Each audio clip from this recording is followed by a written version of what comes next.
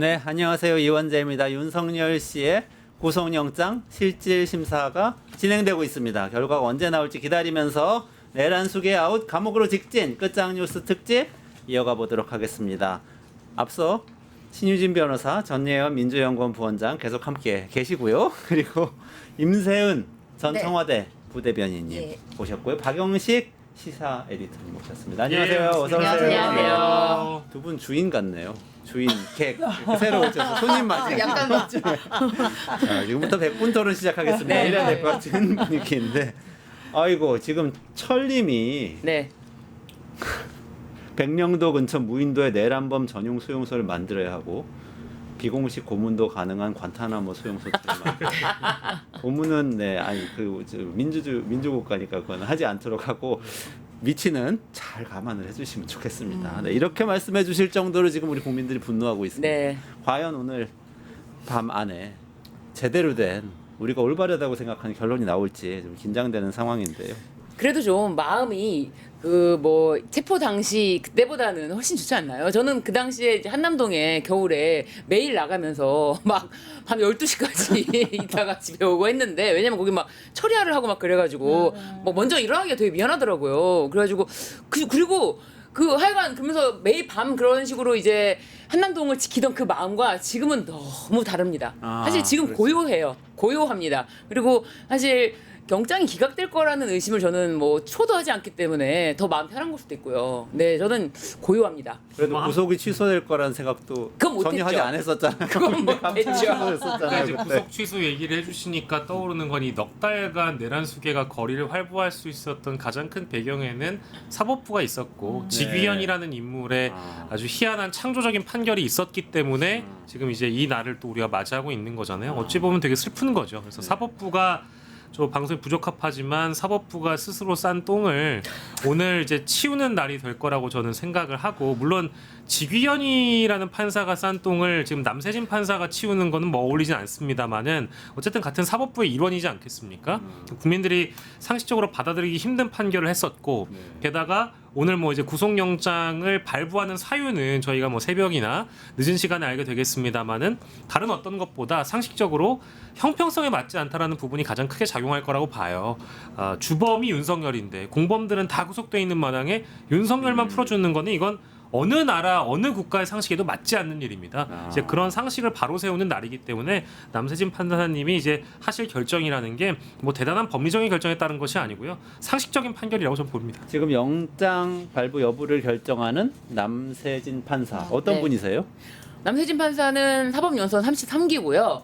그리고 이제 대진여고를 졸업하고, 그래서 이제 여성분인 걸 알았어요. 대진여고. 남성분이 성함 같은데. 그렇죠. 네. 그러니까요. 남성분을 생각하실 수도 있거든요. 저도 이제 그 학교를 보고 여고네. 그래서 이제 그래서 서울대에 나오시고 굉장히 좀 모범생의 인생을 살아오신 분이다라는 생각이 네네. 들고요. 그리고 이제 판결도 여러 가지 굉장히 까다롭고 꼼꼼하게 했다라는 평이 있는데, 얼마 전에 대법원 조희대 대법원장에 대해서 사퇴를 촉구하는 대학생들이 4명이 대법원에 찾아가지 않았습니까? 대진년. 네, 그렇죠. 그런데 이제 그 대학생들에 대해서 검찰이 구속을 청구했는데 기각을 했습니다. 구속영장을 기각했습니다. 구속 사유가 없다. 이렇게 해가지고 근데 저는 이와 반대로 그럼 영장을 언제 이 판사가 발부했을까 봤더니 현직 경찰 사건 심리할 때 증거인멸 도망 우려. 근데 어떤 경찰인가 사건을 무마해 주는 대신 수억 원대 금품을 받은. 그래서 저는 이걸 딱 보면서 이분이 공직자에 대해서는 더 엄격하게 보는 게 아닐까. 너 경찰이야? 일반인도 아닌 경찰이 금품을 받아 사건 무마해 주는 대신. 그래서 내란 특검에서 왜 윤석열 본인 법치주의라고 하지만 사실은 법원에서 발부한 체포영장 집행을 방해하기 위해서 네. 경호처 직원들에게 총까지 어쩌고 운운한 이 점을 왜 더 강조했을까 생각이 들면 이 어떤 판사고 언제 영장이 발부되는 걸 나름 분석을 해서 좀 네. 한 게 아닐까 이런 네네. 생각도 듭니다. 나 조금 걱정되는 거는 너무 꼼꼼하고 모범적인 분이시라고 하니까 네. 300쪽이다 지금 의견서를 제출해가지고 꼼꼼하게 읽으시면은 이게 지금 시간이 너무 오래 걸리고 시간은 분명히 오래 걸릴 거예요. 네. 시간이 걸려도 대충 읽어가지고 굳이 전직 대통령 구속영을 구속까지 해야 되냐라고 생각 안 하고 꼼꼼히 읽어봐서 이거는 세상 자범보다 더한 놈이다라고 생각하면은 구속영장 꼼꼼히 읽는 게 맞죠. 그렇죠. 그게 저희가 맞죠. 조금 참는 게 맞으니까. 조희대 대법원장처럼 네. 제대로 읽지도 그리고 않고 뭐 이재명 며칠 만에 그렇게 시장처럼 해버렸잖아요. 네. 그러면 안 되죠. 근데 진짜로 그 자범이 그냥 말씀드리는 게 아니라 이게 참 어떻게 보면 윤석열 입장에서는 너무나도 수치스러운 내용이잖아요. 영장 청구에 보면은 내용이 뭐 도망의 우려도 있고 증거 은멸 우려가 있다니까 지속적으로 이제 막 언어로서 단어로서 나오는데 사실 전직 대통령이잖아요. 그래도 뭐 저희는 인정하는 사람 아마 여기 별로 없겠지만 그러면은 적어도 국가의 원수였던 사람이 구속영장 청구의 이유가 자범 수준의 청구 이유면 이게 사실 본인의 명예나 어떻게 보면 자존심에 문제도 걸린 거예요. 그 이유는 그 어쨌든 내란이라는 엄청난 중범죄를 저질렀으면 그래도 본인이 그 권한에 갖고 있는 책임감의 무게가 있으면 아 이거 다 내가 잘못한 거 내가 시킨 거다라고 오히려 부하들을 어떻게 보호했으면 사실 이런 식의 영장 청구 안 나왔을 것 같거든요. 어쨌든 좀 자승자박이다 좀 판단합니다. 아 근데 윤석열 씨 측에서 또 입장을 냈네요. 그래서 졸속 구속영장. 아이고. 정치적 목적에 의한 잘못된 수사다. 국무회의 심의 방해 등은 재구속 제한 사유에 해당한다. 이거 법률적인 부분인데 어떻게 보십니까? 이래서 구속으로 돼야 되는데. 아니 모든 사안을 다 부정하면 이거 어떻게 되겠다는 거예요. 국가기관, 사법기관에서 정식으로 만든 특검이고 다 국회 통과한 특검이고 또 사법기관이 발부한 영장 모든 게 다 불법이라 그러면 아 그럼 이 사람은 영장에 나와 있잖아요. 만약에 판결이나 이렇게 죄를 물어도 자기가 아니라고 그럴 거다. 뭐 이 죄를 부정할 거다라는 이유가 증거인멸의 이유였던 것도 하나 있기 때문에 이런 본인한테 좋을 건 없습니다. 구속의 사유만 가중되는 거죠. 그러니까 이게 뭐 윤석열 측에서 주장하는 게 변호사가 주장하거나 네. 윤석열이 주장하는 거잖아요. 그렇죠. 그러니까 이제 우리 일반 시민들이나 시청자분들이 보시기에 아 그래도 법을 배운 사람들이니까 여기에 뭐 대단한 어떤 법리적인 요건을 다 갖춰서 주장을 하는 거라고 생각하실 수도 있잖아요. 네. 근데 제가 한 번에 정리를 해드리면 아닙니다. 네. 이 사람들이 하는 그 주장이라는 게 굉장히 억지 주장들이 많아요. 네. 그리고 이런 뭐 법에 저촉이 되지 않았다. 뭐 범죄가 되지 않는다. 성립이 되지 않는다. 이런 식의 주장들을 참 많이 하는데 정말 할 말 없으니까 그냥 이렇게 목리를 부리고 있는 거라고 보고요. 구속되지 않을 마지막 몸부림이 과연 뭐가 있겠어요? 지금 상황에서 뭐 이제 특검이 조사하고 있는 내용들을 특히 구속영장 청구 사유에 담아있던 내용들이 이미 다 전 세상에 공개가 됐기 때문에 178페이지의 PPT와 300쪽의 의견서 안에 담겨있는 내용 그 방대한 내용을 굳이 보지 않는다고 하더라도 아까 말씀드린 대로 이거는 이미 상식을 바로잡는 과정이기 때문에 윤석열 측의 이런 아우성이라는 건 우리 국민들 귀에 아마 귀등에도 들리지 않을 만한 목소리라고 봅니다. 지금은 고인이 되신 김수민 선생님의 그저 입만 열면 거짓말 그게 딱 떠오릅니다.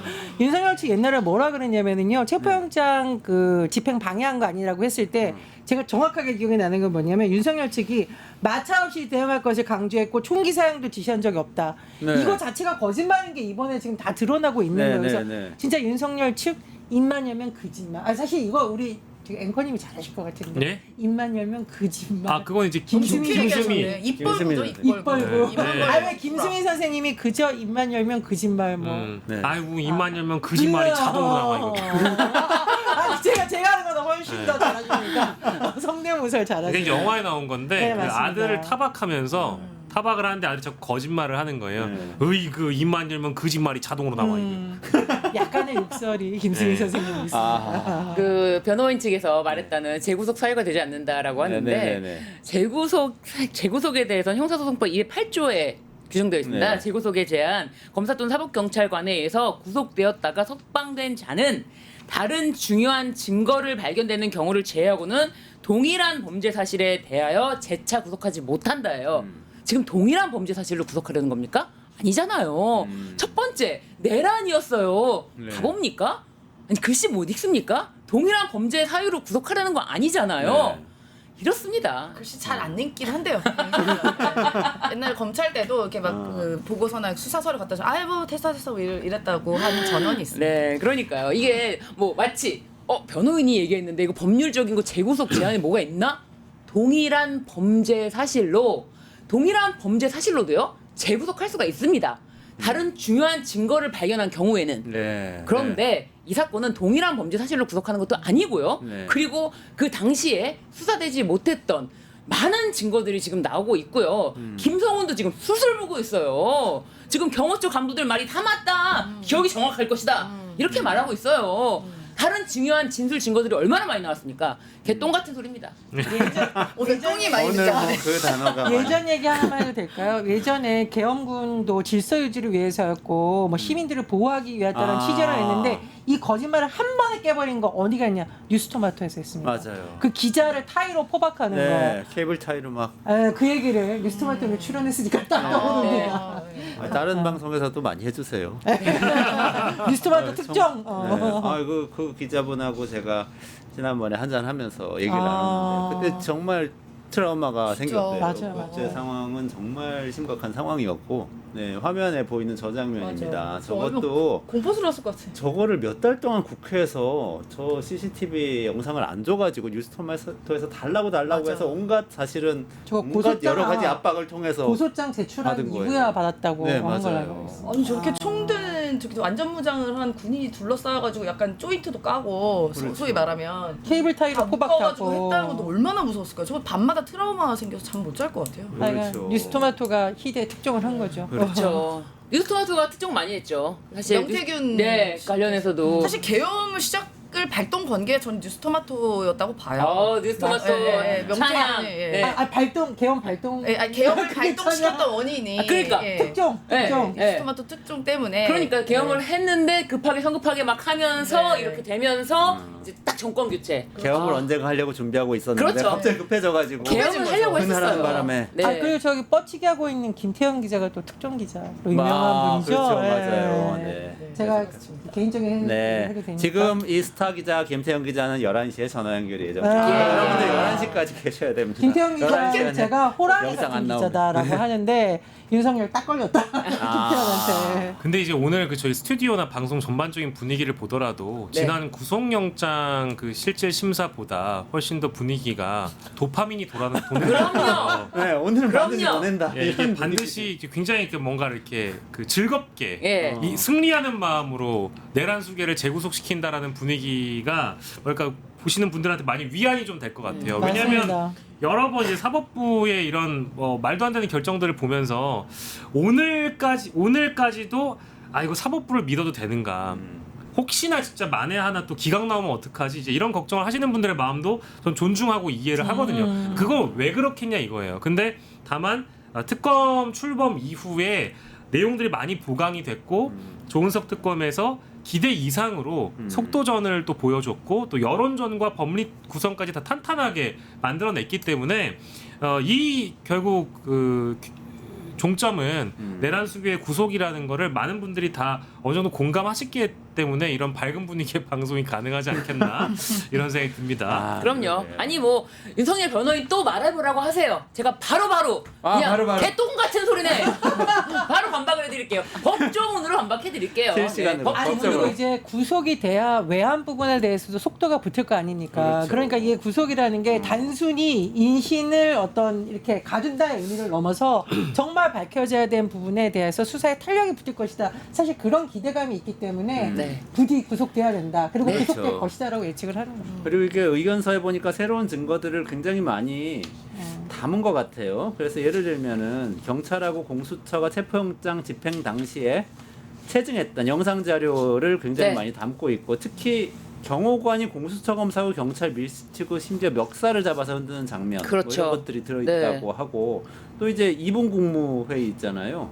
잠깐 국무회의라고 하는 것을 했다고 하는 당시의 대통령실 CCTV 영상 그걸 초단위로 분석한 내용 이런 것들 다 담겨 있다고 합니다. 새로운 내용들이 계속 들어가고 있으니까 이게 또 중요한 물증이 되지 않을까요? 그러니까 아까 이제 뭐 신유진 변호사님이 잘 정리해 주신 것처럼 이제 내란 혐의 관련된 것이 아니라 이제 기타 내란 행위의 일부라고 또 봐야 되겠죠. 뭐 직권남용 혐의라든지 특수공무집행 방해 혐의 이런 것들을 입증할 물증들이 담겨 있다라는 거 아니겠습니까? 그렇죠. 특히 뭐 2분 국무회의 같은 경우에는 굉장히 그 웃음도 안 나오는 게 원래 이 강의부 부서실장이 5분 국무회의라고 문건까지 작성해서 남겨놨잖아요. 네. 근데 알고 보니까 이제 스낵면 있기 직전 스낵면이 스낵면. 스낵면 이분이에요? 스낵면이 면발이 얇아가지고 금방 익어요. 아. 저희 과거에 저희 할머니께서 좋아하시던 라면인데 네. 너구리나 일반 라면들은 3분 30초 3분이 걸리지만 이분 국무회의는 라면도 안 익어요. 그리고 햇반 데피지도 못합니다. 맞아요. 이거를 국무회의라고 했다는 것 자체가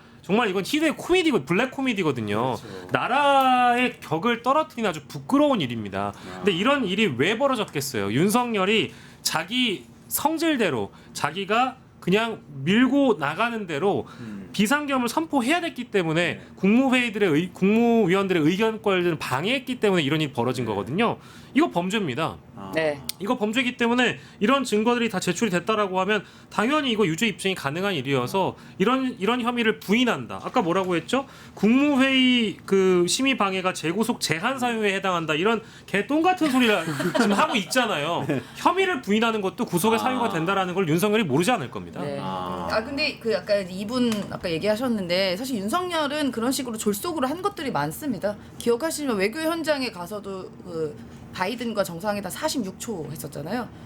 네, 기억을 떠올리시면 맞아요. 이런 식의 태도들이 그동안 계속 이제 저는 응축이 돼 있었다고 봐요. 그러니까 국무회의도 야씨 내가 모이라면 다 모여서 야 됐지 끝. 뭐 이런 식으로 아마 했을 것 같은데요. 절대로 저는 이번에는 못 빠져나갈 것이고 또 특히 이번에도 추가가 된 게 이게 있더라고요. 얼마 전에 그 이틀 전인가 구속영장 청구서가 공개가 돼버렸잖아요. 그렇죠. 공개됐는데 그 누가 봐도 윤석열 측 변호인이 뿌렸다라는 게 팩스 번호가 딱 팩스 번호. 있고 막 아. 한데 그것도 역시 구속이 필요한 하나의 근거다라고 제출했다고 합니다.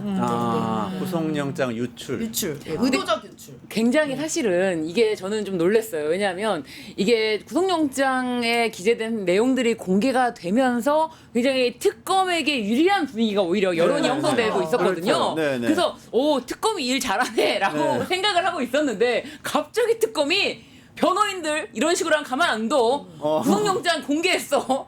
라고 하면서 여기 개인정보가 다 있다. 개인정보법 위반이고 가만두지 않겠다. 이렇게 했는데 저는 그러면서 또 한편으로 야 특검이 진짜 변호인단들을 꼼짝 못하게 하는구나. 이거를 공개한 것이 변호인단이라는 걸 명확하게 밝히면서 또 여론은 다시 한번 또 특검을 응원하게 되고 사실 수사의 가장 큰 동력은 여론입니다. 이 여론을 받아야지만 특히나 특검은 한시적으로 일을 하기 때문에 여론의 영향을 받을 수밖에 없고요. 여론에서 많이 응원해주고 기대해주고 해야지 더 탄력을 받고 더 동력으로 더 일을 하는 거거든요. 우리가 이제 특검을 놓고 여야가 항상 쟁점을 벌일 때 반대하는 쪽에서 이제까지 특검이 뭔 성과를 그렇게 낸 적이 있냐 난리치고 그래서 이번 특검은 상당히 다르다는 느낌이 들고 속도도 굉장히 빠르고 상대방이 어떤 대응을 할지 잘 파악을 해서 한다는 느낌이 들고요. 이 300쪽 추가 의견서 낸 것도 저는 굉장히 네. 전략적으로 계획을 세워서 걸로 네. 보이죠.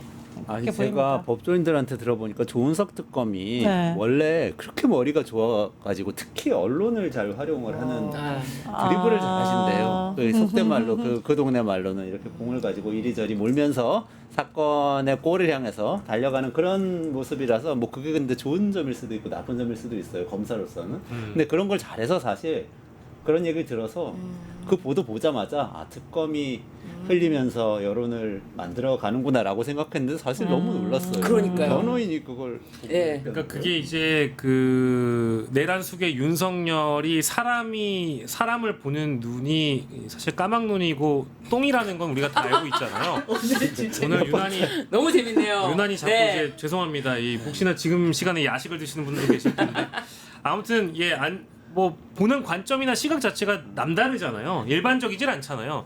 그래서 그 피의자의 그 피고인의 그 변호사들이어서 그런진 모르겠는데 여론전을 해보겠다고 구속영장 풀 파일을 다 유출했다. 라는 거는 전 정말 진짜 바보 같은 선택이었다라고 보는 겁니다. 그러니까 이게 우리가 과거에도 뭐 검찰 쪽에서 뭐 그러면 안 되지만 일부 피의 사실을 흘려주거나 변호사 쪽에서 일부를 흘리는 경우는 있다고 하더라도 이게 뭐 개인정보가 담겨있는 모든 파일을 팩스 번호까지 버젓이 공개하는 경우는 전 처음 봤거든요. 네. 이게 어떻게 윤석열에게 유리할 수 있는 선택이란 말입니까? 게다가 이거는 변호사 측에서 일방적으로 했다라기보다는 윤석열과 상의하에 내린 결정일 가능성이 매우 높다라는 거예요. 그래서 초록은 동색이고 가재는 개편이라고 보는 관점이나 사고방식이 역시 동일했다. 그 밥에 그 나물이었다.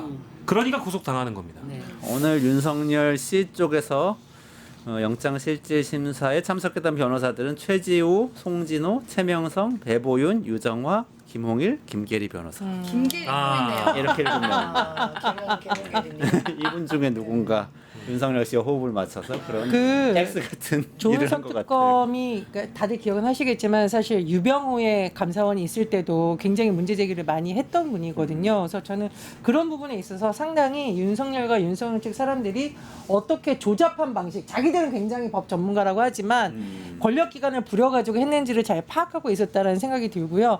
제가 그냥 세간에 들은 평을 이제 소문이죠.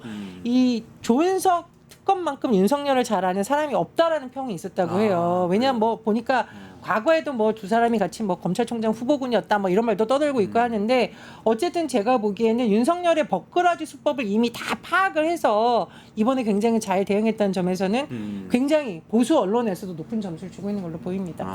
조은석 특검이 2019년도 당시에 이제 연수원 19기고 그 직전 검찰총장이 문무일 총장이에요. 문무일 총장이 18기입니다. 네. 그렇기 때문에 다음 기수는 다음 차수인 19기가 검찰총장으로 승진하는 때거든요. 네, 사실 좀 문제가 네, 있었죠. 조은석 특검에서 몸을 풀고 있었어요. 아. 이제 검찰총장이 곧 되는데 그냥 올라갈 수는 없으니 네. 뭐라도 한번 내가 검찰 수사란 이런 것이다라고 하면서 법무연수원에서 수사 감각이라는 네. 책을 씁니다. 수사 감각이라는 책을 쓰는데 그게 왜 비매품일까 봤더니 제가 구해서 봤더니 거기 내용이 실제로 본인이 수사했던 사건들이 다 들어가 있어요. 아. 네, 그 사건들이 다 들어가 있는데 네. 첫 번째 챕터가 뭐냐면 잡아야 시작이다. 잡아야 시작이다. 잡아야 시작이다. 네. 그러니까 수사의 기본은 잡아야 시작이라는 거예요. 잡고 나서 시작한다. 네. 그렇기 때문에 잡는데 일단 모든 거를 다 총력을 다한다라는 그런 어떤 필살기를 보였을 것이다. 저는 그렇게 봐요. 우리가 이제 시쳇말로 그 어디 운동 같은 거 잘할 때요. 뭐 어디 가서 뭐 공을 치거나 할 때 너 좀 치는데 이제 이런 표현 좀 하잖아요. 무게 좀 치고 이런 거. 너 무게 좀 치고 너 공도 좀 차네 이런 표현 많이 하잖아요. 그러니까 조은석 특검의 경우에는 수사 감각이라는 이 교본을 낼 정도로 네. 검사 후배들 사이에서는 좀 치는 선배인 겁니다. 그래서 그 노하우를 집대성해 놓은 척이 수사 감각이라고 저도 전에 들었고 네. 저도 일부를 이제 내용을 봤는데요.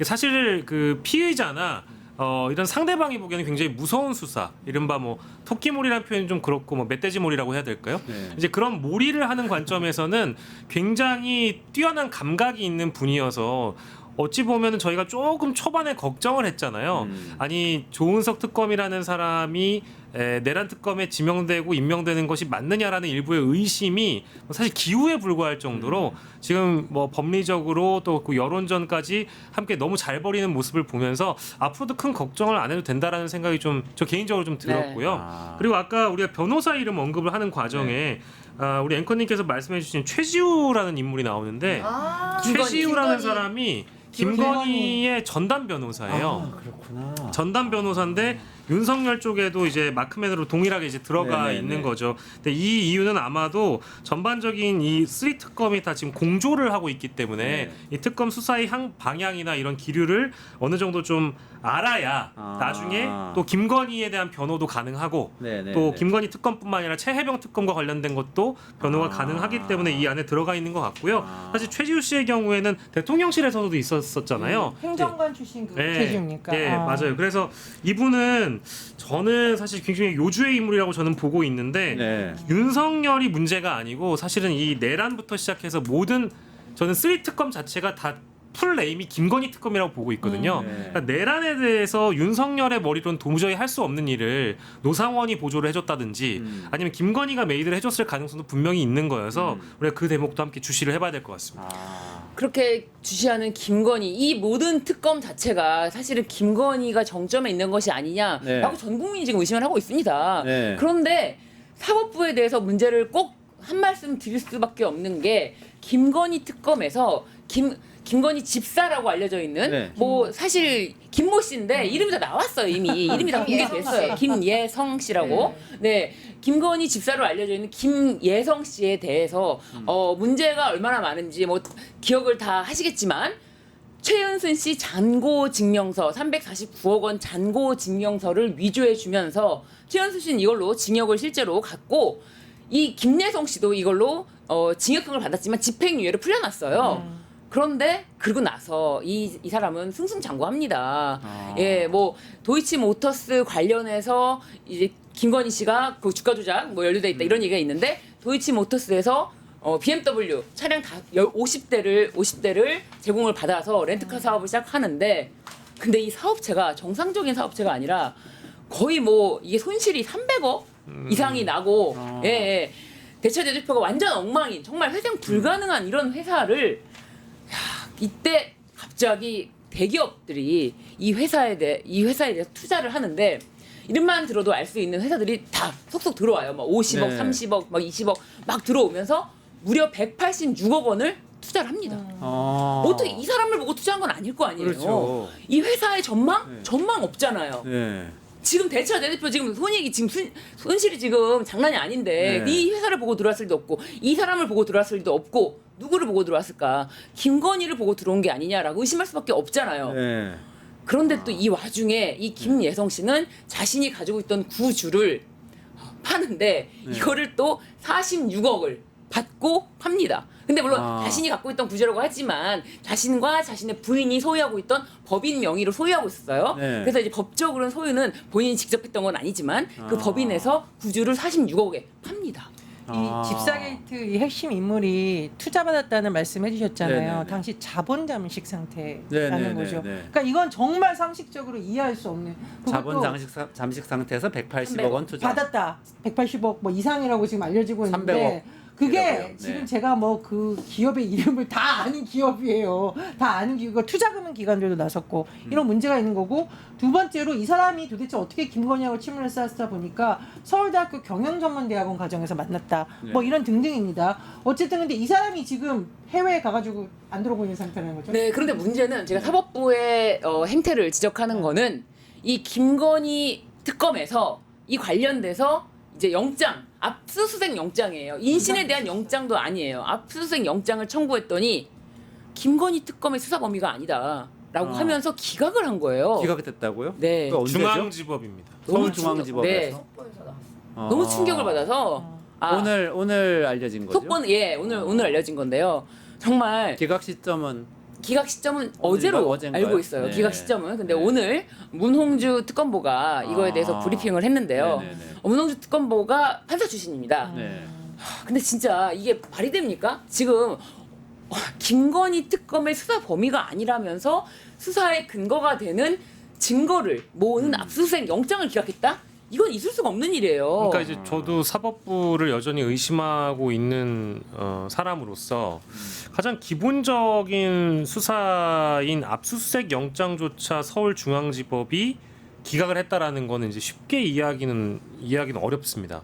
이거 지금 뭐 집사 게이트라고 해서 지금 김건희 특검 쪽에서 명명을 새로 할 정도로 이건 게이트급인 건데 이거를 일단 기각했다는 건 말이 안 되는 것 같고요. 그리고 뭐 두 번째로는 이게 과거부터 아주 꾸준한 일을 김건희 일가를 위해서 김예성이 해왔다고 보는 게 상식적일 텐데 그 이후에 정권 살고 나와서 회사를 차리니까 그 회사를 또 지원해주는 명목으로 대기업들이 동원됐잖아요. 어떤 기시감이 드냐면 미르재단과 박근혜 국정농단 당시에 미르재단과 K재단이 쉽게 얘기해서 대기업들 박근혜 권력이 어디 까가지고 돈 내놔라라고 해가지고 다 이제 그쪽으로 지원을 해줬잖아요. 네. 그걸 뇌물 혐의라고 봤습니다. 그 당시에 특검이. 네. 근데 이 구성 자체가 되게 비슷하단 말이에요. 180 몇억 원에 해당하는 그 돈을 과연 저는 김예성 혼자 다 먹고 베트남으로 튀었냐? 2025년 4월에 베트남으로 튀었다고 하거든요. 네네네. 그러면 베트남으로 출국한 상황이고 지금 여권도 무효화되어 있는 상황인데 이 사람 확보가 중요하잖아요. 그럼 그 돈이 어디 갔냐는 거예요. 사람은 외국에 나갔습니다. 그럼 그 돈은 어디 갔을까? 김예성이 다 먹게 놔둘 김건희와 최은수는 저는 아니라고 봐요. 그래서 이게 한 원쿠션으로 김예성을 거쳐서 누군가에게 흘러가든 종착지가 어디냐라는 수사를 일단 김건희 특검이 해야 된다. 그래서 그 첫 단추인 압수수색을 하는데 그 영장이 기각됐다라는 건 매우 심각한 상황이라고 봐야 되겠죠. 네. 사실 법원은요, 이렇게 자신이 내린 판단에 대해서 기사화가 되고 문제다라는 게 가장 사실은 신경 쓰이는 그렇죠. 부담스러운 네, 그런 부분이거든요. 조직이죠. 그런데 네. 이게 지금 이제 오늘 속보가 나왔기 때문에 많이 보도가 안 되는 상황이죠. 내용 자세하게 안 되고 왜냐면 또 오늘 하필 윤석열 윤석열 씨. 구속영장 실질심사가 있기 때문에 더 보도가 좀 될 수가 없는 상황이에요. 너무 네. 급박하니까. 그런데 이 부분에 대해서는 반드시 지적을 하는 게 또 윤석열이 중앙지법에서 재판을 받겠다고 부득불 우겼잖아요. 네. 서부지법에 있는 거를 굳이 맞아. 중앙지법에다가 네, 체포영장 이의신청 이런 제도가 없어요. 네네네. 없는 제도인데도 체포영장 이의신청에 대해서 판단을 중앙지법에서 해줍니다. 아. 그리고 중앙지법에 누가 있냐? 직위원이 있었잖아요. 아. 이런 식으로 계속 중앙지법을 고집했는데 네. 이 압수수색 영장 기각도 서울중앙지법입니다. 아. 저는 좀 이상한데, 그러니까 왜냐하면 이제 김건희 특검 대상이 아니라는 식으로 했다는 걸 이해가 안 되는 이해가 안 게. 이 김모 씨를 보고 그 유명한 회사들이 180억 원을 투자했겠느냐고요, 자본영시. 네. 김건희의 집사이니까 집사를 본 게 아니라 김건희에게 뭔가 접근하기 위해서 이 사람을 한 거고, 네. 그리고 사실은 이 기업들이 뭔가 오너 리스크가 있는 거 아니냐, 언론이 이렇게 분석을 하고 있거든요. 그러니까 뭔가 위기를 벗어나기 위한 방편으로 집사를 이용해서 김건희에게 접근하기 위한 뇌물로 간 것이 아니냐. 그리고 그 뇌물의 최종 종착점은 결국은 윗선으로 간 것이 아니냐. 이게 충분히 합리적인 의심이 가능한데도 영장이 기각됐다는 거는 네네네. 상식적으로 봐도 좀 굉장히 이해할 수 없는 처사라고 보입니다. 그러니까 지금 김건희 특검 측에서 흘러나오는 얘기를 보면 이 업체는 윤석열 정부이던 23년 6월에 카카오 모빌리티, HS 효성 그룹의 계열사 뭐 이런 유수의 회사들로부터 180억 원. 아까 신 변호사님 네. 300억 원까지. 아니 300억 원은 이미 자본 잠식이 300억 됐다는 거예요. 300억 원 자본 잠식 된 회사인데 180억 원을 새로 투자를 받았고 이 조금 있다가 한국증권금융, 키움증권 같은 금융사들까지 돈을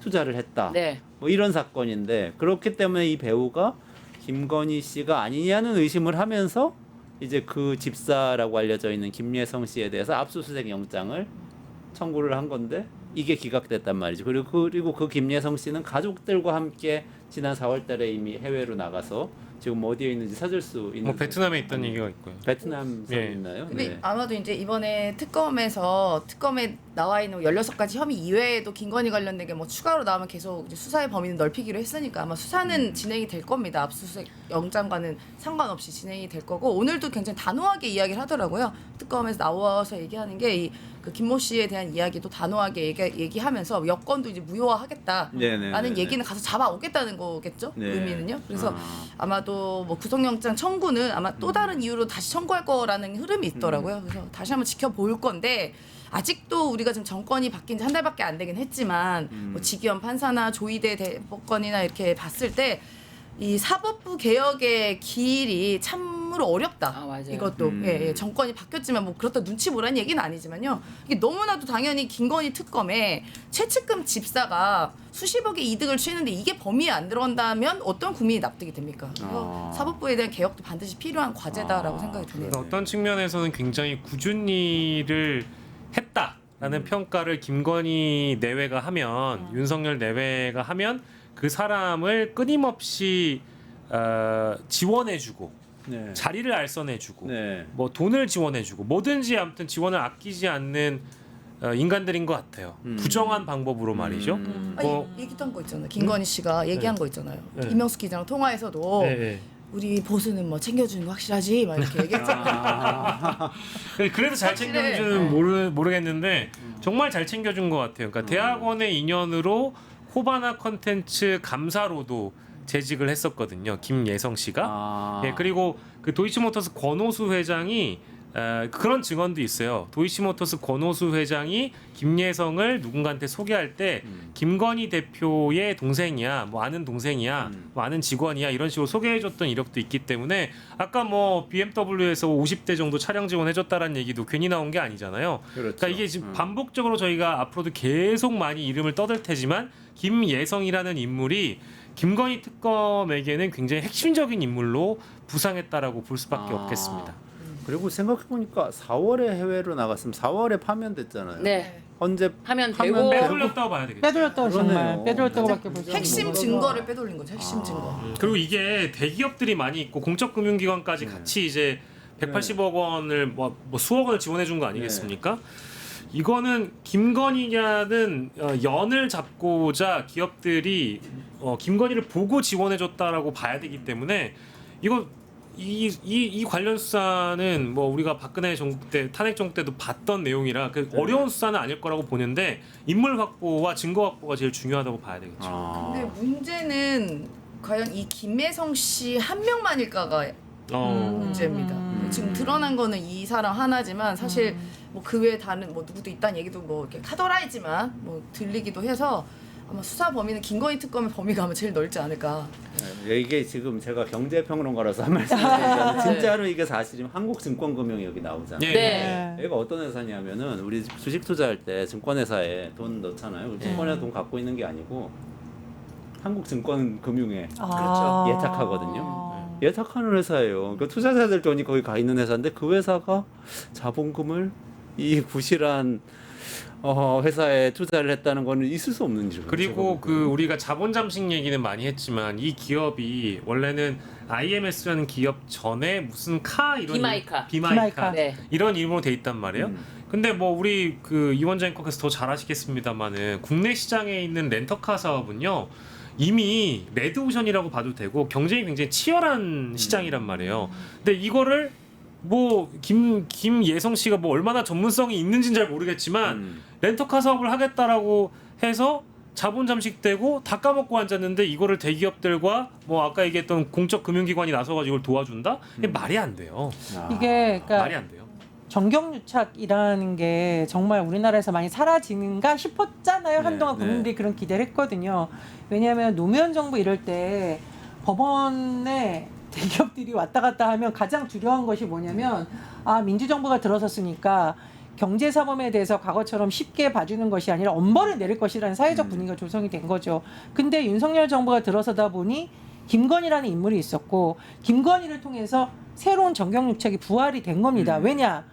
검찰에 힘을 쓸 수 있는 사람이라고 믿었기 때문에 뭔가 수사선상에 오를 것이다 혹은 문제가 있었다고 거론됐던 기업들이 김건희에게 줄을 대려고 했던 것이 아니냐라는 의혹이 생긴 겁니다. 그래서 이건 단순히 우리가 김건희가 뇌물을 받으려고 했다라는 의심하는 지점을 넘어서 검찰과 사법 시스템 전체가 사실 몇십 년 후퇴하는 신호가 아니었을까 저는 그런 생각이 듭니다. 시스템을 망가뜨리는 그렇죠, 거예요. 그렇죠. 그러니까 저는 윤석열 씨는 내가 나라를 먹었다 이렇게 생각한 것 같아요. 그러니까 박근혜 전 대통령의 행위하고는 또 조금 다른 면이 있는 것 같아요. 그러니까요. 최순실 씨가 자기가 차기 대통령을 꿈꾼 건 아니잖아요. 그렇죠. 네네. 그 차이가 있네. 네. 뒤에서 조정을 했다 네. 할지언정 자신이 차기로 나올 건 아니었잖아요. 네. 윤석열은 그러니까 조금 그 윤석열 정권 초부터 뭐 지금까지도 윤석열의 심리가 어떨까 이 사람 도대체 왜 이럴까에 대해서 고민을 많이 해본 결과 저는 제가 결론을 내린 건 나름대로 결론 내린 건 이 윤석열의 뇌와 상식과 이런 구조는 이미 본인이 가장 어떻게 보면 행복했던 시기였던 본인의 20대 초로 세팅이 되어 있는 것 같아요. 그래서 그 이상 나아가지를 않은 거예요. 그러니까 소위 말하는 80년대 초.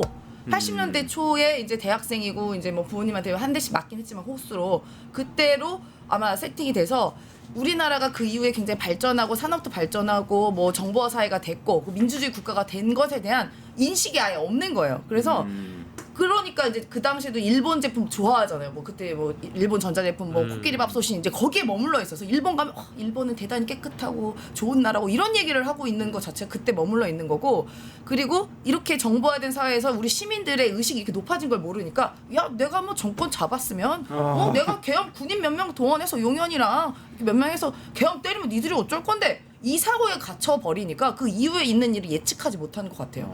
그래서 전 여전히 지금도 윤석열의 머릿속에는 지금 구치소 대기하고 있긴 하지만 아직도 본인이 그 검사 생활하는 몇십 년 동안 술 먹이고 뭐 같이 뭐 놀았던 그 사람들이 뭐 법원이든 어디든 이렇게 존재하고 있는 그 망상이 아직도 물론 당연히 있기도 하지만 현실 속에 있어서 지금도 뭐 그 판사 풀어주겠지 뭐 내가 다 전화해놨으니까 라고 생각하고 있을 것 같아요. 서울중앙지법은 먹었다고 생각하고 있는 것 같기도 한데요. 네, 아까 이렇게 말씀을 들어보니까 그 안에 이제 그 윤석열은 자기 사고 안에 갇혀서 나올 줄 모르는 사람이잖아요.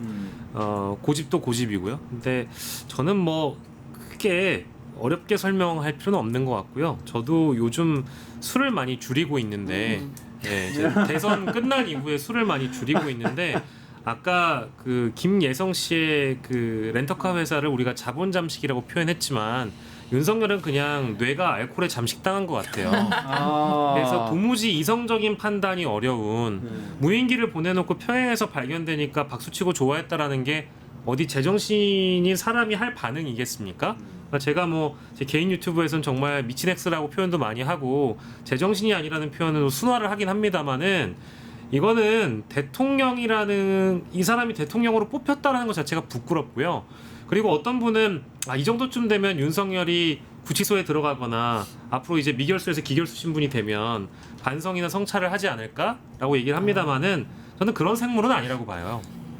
사과나 반성이나 성찰이나 이런 거를 못할 만한 비이성적인 사고 상태이기 때문에 알코올에 잠식된 그 뇌를 어쩌할 수 없습니다. 근데 다만 시간이 일부 1, 2년 흘려서 알코올이 몸에서 기운이 다 빠져나가면 그때쯤 자신의 처지를 비관하며 후회할 수는 있겠죠. 근데 제가 보기에는 오늘 당장 내일 당장 윤석열은 후회도 사과도 반성도 하지 않을 사람이라고 저는 생각합니다.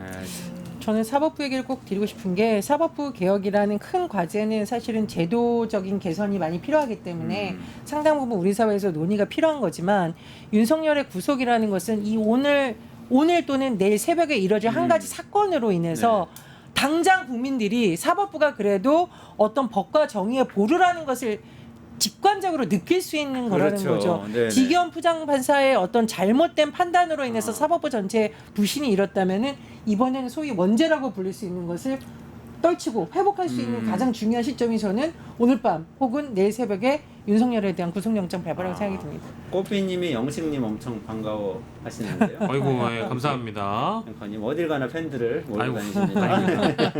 아니 근데 이건 뭐 잠깐 웃으려고 하는 얘기인데 아까 김혜성 씨 얘기가 많이 나왔는데 영식님 뭐 제가 너무 좋아하는 동생이라서 이런 얘기하지만 그 김혜성 씨가 한간에는 박영식 씨랑 박영식 앵커랑 굉장히 이미지가 닮았다.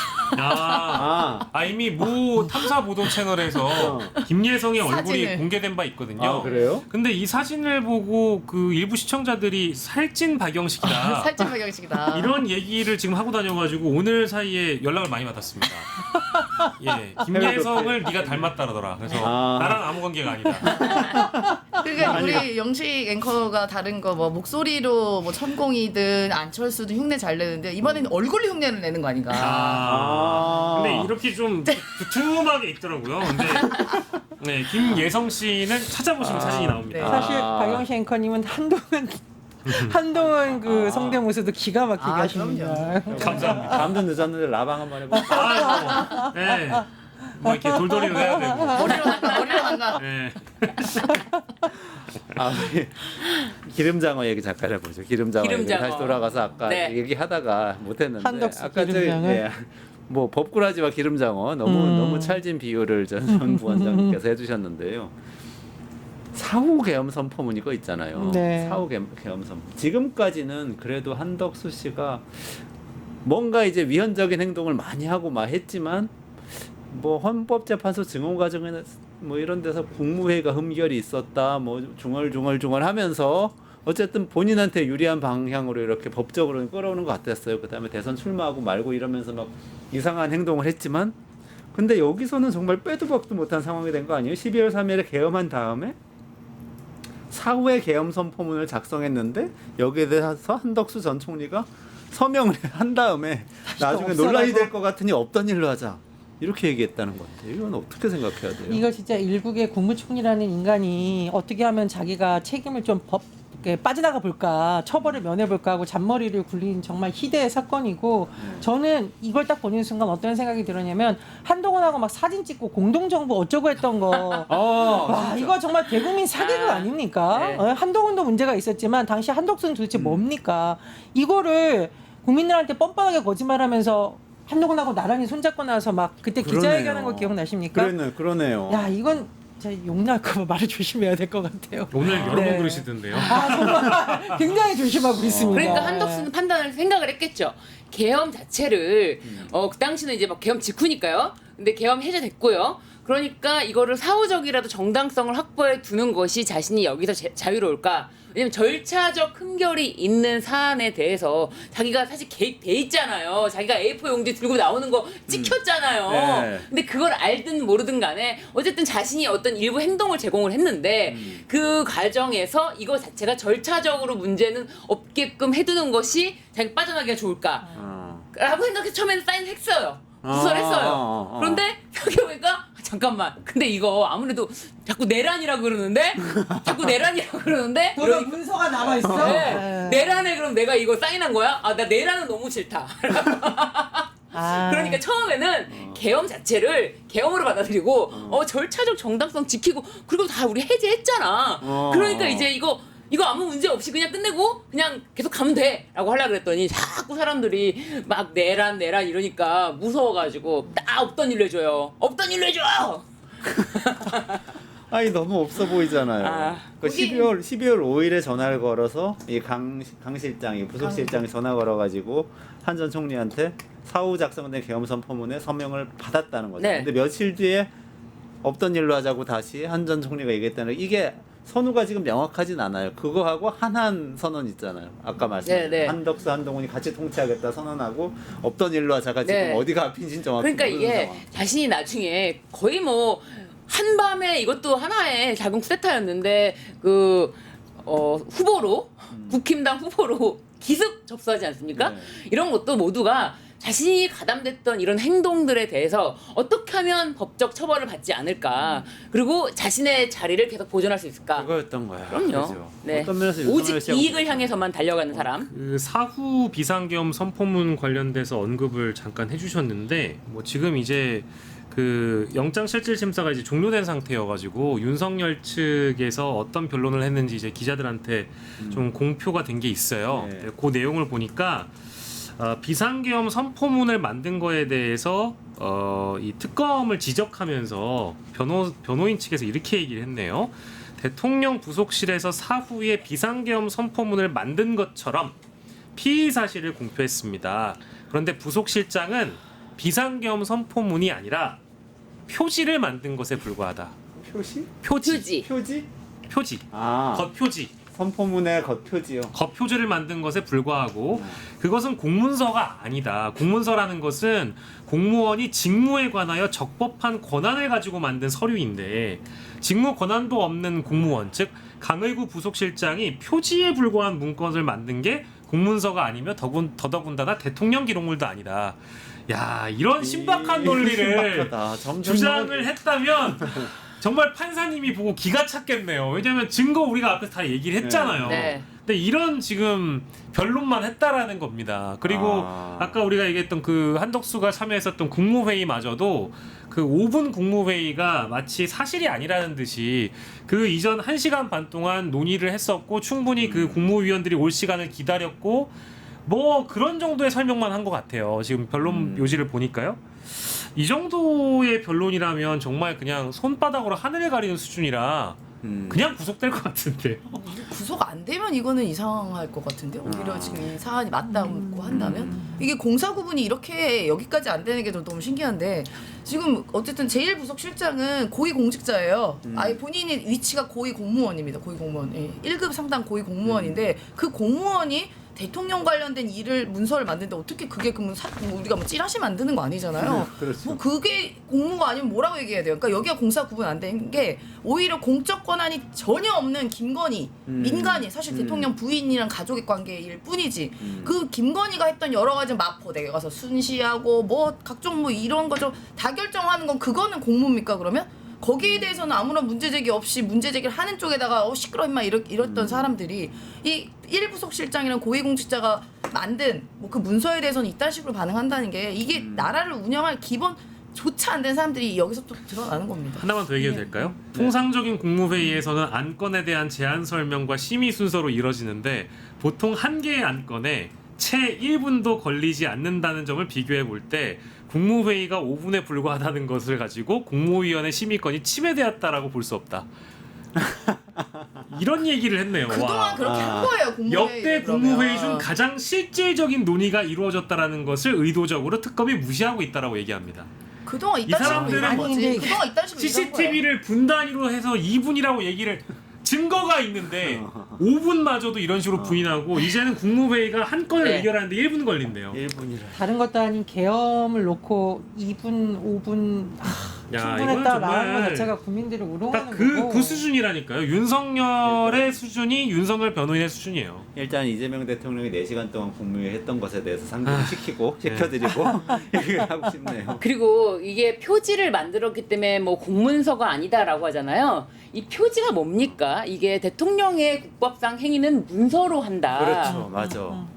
이 문서로 한다라는 이 헌법 조항 때문에 그 문서로 한다의 그 표지에 그 문서에는 또 국무총리와 네. 해당 국무위원회 부서를 해야 한다라고 되어 있어요. 부서가 없었던 문서잖아요. 그렇죠. 부서가 없었던 문서에 부서를 창출해 내는 거잖아요. 그러니까 처음에 계엄 선포문이 이상했잖아요. 네. 그러니까 그때 10시 반에 계엄 선포하고 나서 11시 좀 넘어가지고 박안수 총장이 포고령을 발표했는데 그게 박안수 총장하고 대통령만 있는 포고문이었던 거잖아요. 그러니까 부서를 안 한 건데 그렇죠. 네. 부서가 없는 이상한 발표를 예, 한 거죠. 부서가 없는 계엄 선포문이었는데 그 부서를 만들어낸 거예요. 네, 나중에 만들어낸 단순히 거죠. 표지라는 말은 그게 아무런 의미가 없을 때 표지라고 할 수 있지. 거기에 국무총리와 해당 국무위원 김용현의 서명이 들어가 있잖아요. 네. 이게 가장 중요한 서명입니다. 그런데 이거를 어떻게 표지라고 폄하할 수가 있습니까? 단순히 표지라고 말해서 그냥 뚜껑인가? 아닙니다. 여기에 부서가 들어 있었습니다. 그렇기 때문에 이거는 부서가 들어 있는 문서를 만들어낸 거죠. 그러면 이것도 구속 사유가 되고 하여튼 뭐 구속 사유는 많은데 언제 지금 저희는 뉴스토마토 끝장뉴스 라이브를 진행하고 있고 오늘은 윤석열 씨가 영장 실질 심사를 받은 날이고 지금 신문이 끝나고 윤석열 씨는 서울구치소로 가서 피의자 대기실에서 대기 중입니다. 그리고 이제 우리는 영장이 발부되기만을 기다리고 있는 요거- 뭐가 이렇게 안 뜨냐. 상황인데 우리가 또다시 주목해야 될 지점 하나 짚고 싶은데요. 지금 경찰이 경력 2,700명을 네. 서울중앙지법 일대에 기동대 45개. 제가 어떤 생각이 드냐면은 이 윤석열 하나 때문에 이 수많은 경찰들이 캡사이신 분사하기 준비하고 폭동이 일어날까봐 그러는 거잖아요. 지난번 네. 서부지법 사태부터. 네. 그럼 서부지법 사태는 어땠느냐? 폭도들에 의해서 경찰이 폭행당하고 막 이런 장면들이 나중에 막 공개가 되고 실제로 경찰들이 두들겨 맞고 이런 일이 있었습니다. 실신할 뻔한 일이. 그러니까 지금 윤석열을 빨리 구속시켜라는 구속영장 안에는 서부지법 폭도 사태와 같은 것을 막기 위해서라도 선동을 막기 위해서라도 들어가는 내용이 들어간 걸로 제가 알고 있는데 정말 이런 데다가 공무원들의 이 귀중한 이 인력들을 우리가 지금 낭비하면 안 됩니다. 근데 윤석열 때문에 계속 이런 일이 일어나는 거고 우리가 예를 들면 뭐 국제 큰 행사를 한다. 그래서 경찰이 가서 안전유지하는 거 해야 되죠. 근데 폭동이 일어날까 봐야 된다는 게 너무나 슬픈 현실인 거예요. 그래서 법원에서는 이게 뭐 핵심 사유는 아닙니다만 지금 공권력이 어디에다가 지금 이렇게 사용되고 있는지도 한번 꼭 봐주셨으면 진짜. 좋겠다는 생각이 듭니다. 근데 날씨도 얼마나 더워요 지금. 이 와중에 날씨도 얼마나 더워요. 근데 진짜 충격이 윤석열 씨의 현재 모습이 포착이 된 게 있네요. 이 화면 좀 띄워주세요. 화면 좀. 이게 뭐지? 아 나올 때 주머니 손. 주머니에 손을 넣고 에이. 나오고 있는 장면입니다. 아니 뭐 깡패야. 그래서 이 2,700명의 경찰들은 이 더위 중에 얼마나 고생하고 덥겠어요. 있는데 이분은 지금 자신에 대한 자각이 있는 것인가 없는 것인가. 제가 아까 말씀드리지 아니, 않았습니까? 저 태도가 뭡니까 진짜. 자각은 없습니다. 네, 자각은 자각은 없습니다. 그죠? 예. 저거는 전형적으로 극우 본인들을 지지하고 있는 나와서 뭐 태극기 이스라엘계 보고 있는 그 한 줌 안 되는 지지자들에게 보내는 센 척입니다. 센 척. 선동일 수도 있겠네요. 내가 이렇게 센 척이야. 나 지금 구속영장 청구받고 구치소 가는데 이거 아무것도 아니야 하면서 주머니 딱 한쪽으로 넣고 센 척이에요. 근데 단 한 번도 주머니 손 넣고 나온 적이 없었어요. 지금까지 재판을 갈 때든 수사 갈 때든 그냥 이렇게 양손으로 이렇게 갔지. 근데 지금은 저 의도하고 전 넣은 겁니다. 저렇게 센 척하려고. 근데 그러는 행동이 진짜로 전 부원장님 걱정하셨던 것처럼 주변에 있는 군중들을 자극을 할 수도 있지 않을까요? 저는 그런 사태가 좀 걱정돼요. 그런 사태를 걱정하니까 수많은 경찰들이 네. 또 거기 가서 맞습니다. 그렇게 경비를 해야 되는 그런 상황이 벌어지고 있는 거죠. 자. 오늘도 사실 그 집회에서 모 유튜버가 올라가서 아. 영장이 청구가 되면 오늘 중앙지법 다 부셔버리자 이렇게 이야기도 또 했었습니다. 그렇게 올라가서. 말했어요? 예, 올라가서 아. 얘기했어요. 또. 저도 여기 방송하러 오는데 광화문 대한문 앞에서 또 그 네. 얘기 계속 하고 계시더라고요. 네, 네. 오늘 어떤 상황이 되면 우리가 어떻게 행동해야 된다. 뭐 그럼- 느낌이고. 그럼에도 불구하고 지금 한 줌이라고 저는 보고요. 네. 이미 뭐 유튜브 숫자나 조회수가 말을 해주듯이 네. 구글 유튜브의 조회수는 이미 땅바닥으로 떨어져 가고 있는 것이고 저 오프라인 집회에 나오시는 분들의 숫자도 뭐 주최 측에서는 뭐 3,4천 명, 5천 명 얘기를 했었는데 오늘 뭐 그렇게 많은 숫자가 나오지 않았다고 하고 저분들은 잘 모르겠습니다. 이제 그 이성적이지 못한 분들이라고 저는 개인적으로 보는데 나올 때 나오게 하더라도 사실 그 극우나 보수 집회 쪽에서는 적당히 그래도 나오신 분들에게 편의를 제공하거나 뭔가 따뜻한 음식을 드리거나 이런 거를 좀 잘 챙겨드리는 걸로 유명했는데 네. 요즘 돈이 많이 없어요. 아. 그래서 오늘도 이 무더위에 나와가지고 저 집회를 하는데 네. 현장에서 소금을 나눠줬답니다. 물과 소금. 소금. 물과 소금이요? 소금. 아, 땀 흘려서. 흘리니까. 과거에 이 저기 성조기하고 이스라엘기 흔드시는 분들한테 그 물밥을 나눠줬던 적이 있거든요. 컵밥이 아니라 컵에다가 뜨신 물 담아가지고 밥덩이 넣어가지고 네. 이쑤시개로 찍어 먹는 거 이런 거를 줬어요. 아. 그러니까 이제 물밥이라고 해가지고 그냥 죄송한데 좀 맛없는 네. 그냥 뭐 최소한의 그냥 뭐랄까 입만 축일 수 있는 정도의 네. 음식을 나눠준 적이 있는데 그러니까 집회에도 지금 자금력이 딸리는 거죠. 근데 오늘 같은 경우에는 무더위니까 뭐 물을 주거나 뭐 이런 뭐 어쨌든 뭐 음료를 주거나 이런 편의를 제공한 게 아니고 소금을 줬다는. 예. 그럼. 보니까 지금 또 단독에 뭐 나온 게 경호처에 총기 지시했던 얘기가 있었잖아요. 네네네. 이것도 윤석열이 좀 뭐라고 얘기했냐면 아 그거는 뭐 여경들이 총기가 사용이 미숙해서 그것에 대해서 안타깝다고 얘기한 겁니다.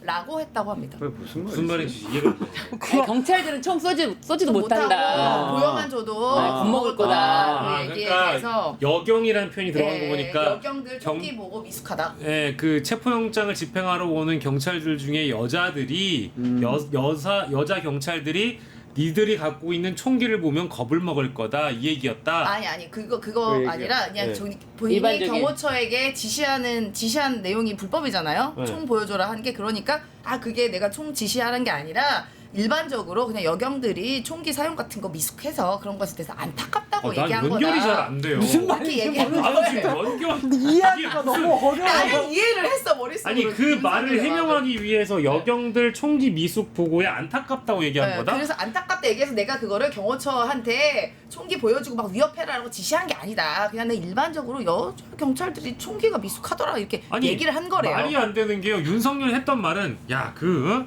총기를 갖다가 좀 보여줘라 뭐 이런 거 아니었어요? 바이든 난리지. 보여줘라. 아니 야 총기를 갖다가 좀 보여줘라 이 얘기가 여자 경찰들이 총기에 미숙하다는 것과 어떻게 연결된다는지 저는 도무지 이해할 수 없습니다. 아니 여자 경찰 분들 이거 명예훼손이나 이런 걸좀 그러니까. 고소고발해야 되는 거 아닙니까? 그러니까 뭐 이상한 저기 했네. 그러니까 반론이 다 아니. 이딴 식이니까 구속이 안 될 이유가 없는 거예요. 아. 네. 이게 아니, 어떻게 진짜 말이 되는 판사님이 얘기예요? 웃을 것 같아요. 보다가 이렇게 막 그럴 거 아니에요. 막 그러면서 변론 이런 거 막 체크하고 막 하다가 이거 무슨 말이지 하고 체크해놓고 이거 제정신이 아닌데? 아. 바로 구속. 그 총에 대한 이야기 자체를 아예 부인할 수 없으니까 이게 일반론으로 한 얘기다. 그쵸, 일반론으로. 완전 일반론이고 이거에 대한 직접적인 지시가 아니었다라고 이제 핑계를 댄 거죠. 근데 진짜 진짜 이해하기 힘드네요. 정말 정말 방송하기 힘드네요. 아, 너무 힘드네요. 이야기가 너무 아, 그냥 힘듭니다. 빨리 좀 감옥 갑시다 진짜. 아우. 근데 이거 하나하나 어쨌든 꼼꼼하게 살펴서 네. 고소를 향해서 지금 가고 있는 거겠죠? 네네. 네, 지금 이 아니, 순간에도 실질 아니 이 심사가 말도 안 진행되고 되는 말 있습니다. 같은 변명을 해야 좀 들어줄 수 있지 않습니까? 자기가 그렇게 지시한 것은 사실은 뭐 이러면 이렇게 해야 되는데 그게 아니고 거기서부터가 완전 아 이건 아니다 진짜. 아, 윤석열 수준이 딱 그 정도예요 네. 진짜. 네. 지금 상황은 그런 상황이고 우리 다시 돌아가서 아까 혐의를 구속영장에 적시된 거를 한번 조금 더 살펴보도록 하겠습니다. 국무위원 심의방해하고 4호선 포문 작성, 세포방해 지시, 비화폰 정보 삭제 지시, 계엄 관련 허위 공보 이렇게 5가지가 있는데 우리 3가지 이야기 나눴었어요. 근데 그 중에서 또 심각한 게 아까 전혜연 부원장님께서는 비화폰 정보 삭제 요거 말씀 주셨었는데 비화폰 정보를 삭제한 것은 대통령 경호법 위반 교사다. 이렇게 이 구속영장에는 적시가 돼 있는 걸로 보도가 되고 있습니다. 어떻게 보세요? 저한테 물어보신 거죠? 아까 제일 그게 가장 심각하다. 저는 왜냐하면 네, 이게 이제 네. 증거인멸이라고 네. 보고 있는 네, 거죠. 네. 그리고 통화를 나눴던 뭐 여인형 등등을 봤을 때 이것은 개헌과 관련된 경정적 인물들 간의 전화 통화였던 것으로 추정이 되는데 이거를 비하폰을 삭제하라고 하는 것은 증거인멸 교사라고 저는 보고 있는 거고요. 증거인멸과 증거인멸 교사는 구속의 핵심 사유이기 때문에 이것도 굉장히 구속영장 발부에 영향을 미칠 것이다. 이렇게 저는 아까 핵심적으로 본 겁니다. 아 그렇군요. 우리 근데 얘기하다 보니까 또 시간이 다 돼버렸어요. 네. 어머 벌써. 그래서 시간 다 됐습니다. 지금 그러니까 우리 릴레이 하고 있거든요. 네. 두 분이 마라톤을 뛰셔가지고 네. 이제 결승전을 통과하셨고 두 분은 계속 계셔야 돼요. 네. 배현 소장님, 박영수 에디터님 조금 계시고 두 분 보내드리고 잠깐 끊었다가 다시 현장도 연결해서 분위기 보고 윤석열 씨 구속 순간이 오는지도 체크하고 할 테니까 끝까지 들어주시고 네, 스타 기자 김태현 기자가 나오네요. 김태형 기자 인터뷰 나옵니다. 네. 특종 현장에 기자 나가는 김태현, 아, 김태현 기자. 김태형 네. 기자 기다리면서 잠깐만 쉬었다 가겠습니다. 여기서 이 신유재 변호사님 그리고 전예현 부원장님 인사드리도록 하겠습니다. 고맙습니다. 네, 감사합니다. 감사합니다. 맞습니다. 유튜브 구독하고 실시간 채팅에 참여하시면 2000 TTCO를 드립니다. 참여 방법은 통통물 어플을 다운로드 하신 다음 회원가입과 로그인을 해주세요. 마이페이지에서 나의 회원 고유번호 코드를 복사해주세요. 유튜브 라이브 실시간 채팅창에 복사한 코드를 한 번만 입력하면 준비 끝! 이제 채팅에 참여하시면 TTCO를 드립니다. 지금 참여하세요.